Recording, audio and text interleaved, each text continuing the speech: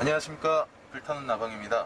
자, 금일 영상은 차 안에서 이제 찍게 되었는데 원래는 주간 점검을 찍어서 올려드리려고 했었습니다. 하지만 이제 주간 점검을 하기에 앞서서 점검표를 확인하다 보니까 DPF 관련된 점검이 이제 추가가 되었습니다. 기존에는 없던 내용이었는데 추가가 되어 가지고 제가 기존 영상에 현대 메가트럭 5톤 펌프차는 이제 DPF 스투게이지 확인하는 방법이라든지 아니면 강제지상하는 방법에 대해서 영상을 올려드린 게 있어요.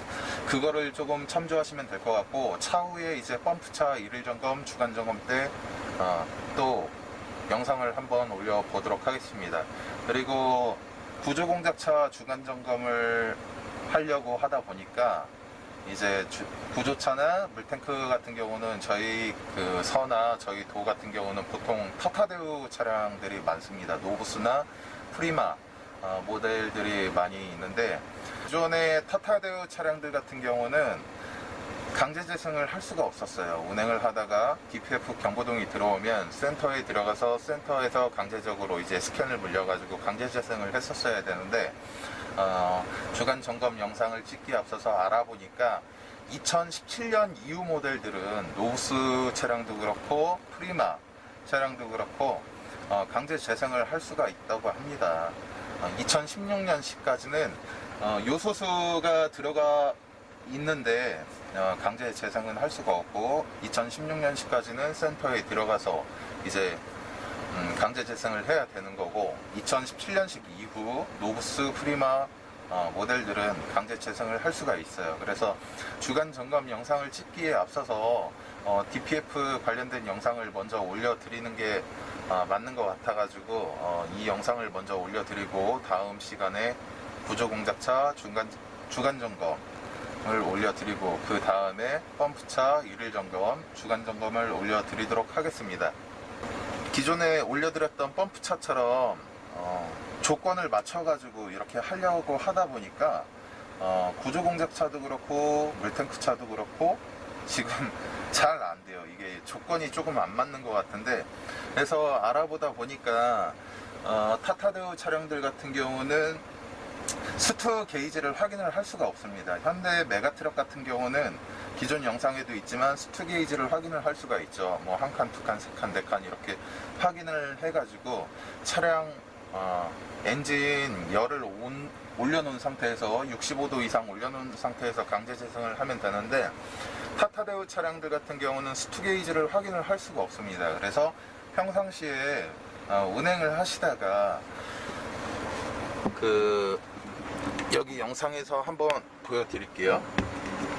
아시는 분들도 아실 거예요. 펌프차 보신 분들. 자, 여기 보면 이렇게 호박등 방구 표시가 들어오게 됩니다. 운행을 하시다가 이런 표시가 들어오시게 되면 강제 재생을 시키면 되는데,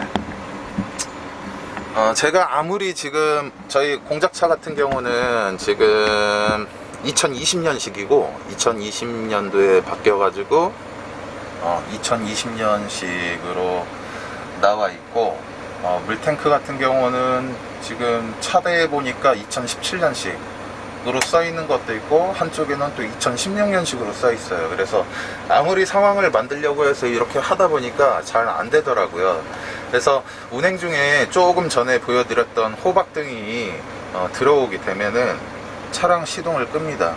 차량 시동을 끈 상태에서, 자, 키 타입이죠. 저희 다 소방차들은 키로 되어 있습니다. 키를 한 칸 돌리면 ACC, 두 칸 돌리면은 키 ON이 됩니다. 그리고 세 번째 돌리면은 시동이 걸리게 되죠. 자, 키를 두 칸 돌립니다. 한 칸 ACC, 두 칸 ON까지 돌려놓으신 상태에서 40초 이내에 브레이크 페달과 엑셀 페달을 동시에 8에서 10초 정도 밟아줍니다.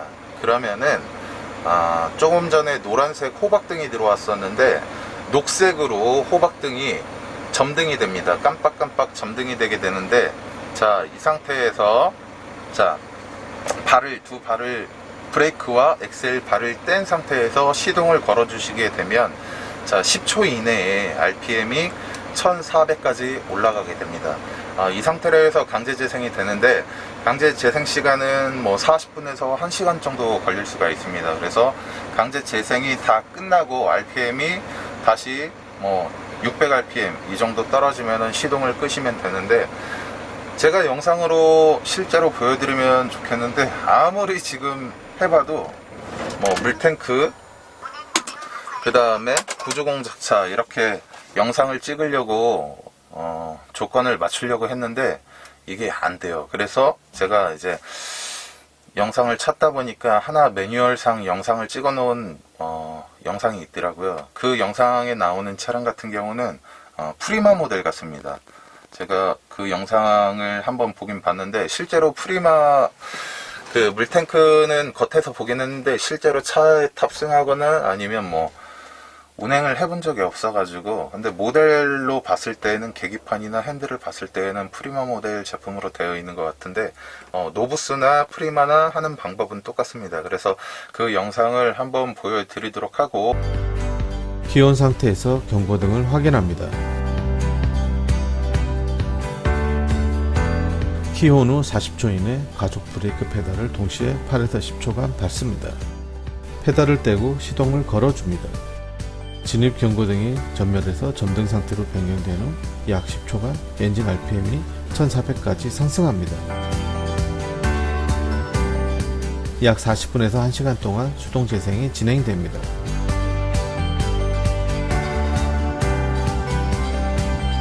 수동 재생이 종료되면 시동을 끕니다.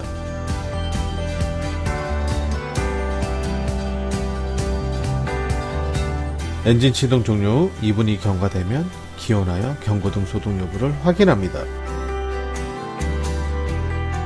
모두 버튼을 3회 눌러 고장 코드를 확인합니다.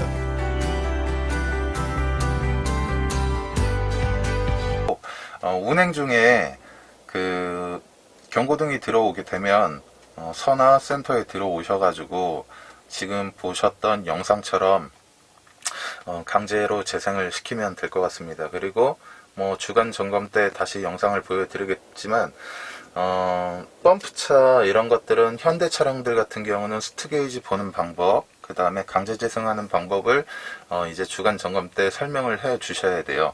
점검관마다 다 그 특색이 있기 때문에 실제로 말만 이제 설명을 해도 되는 경우가 있고, 실제로 강제 재생을 시켜가지고 이렇게 보여줘야 되는 경우도 있는데, 그거는 점검관에 따라서 다르기 때문에 하라는 대로 하시면 됩니다. 그리고 타타데우 차량들 같은 경우는 DPF 점검, 주간 점검표를 보시고 점검을 할 때 스투게이지 상으로는 타타데우 차량들은 스투게이지를 볼 수가 없습니다. 그런 기능이 없기 때문에.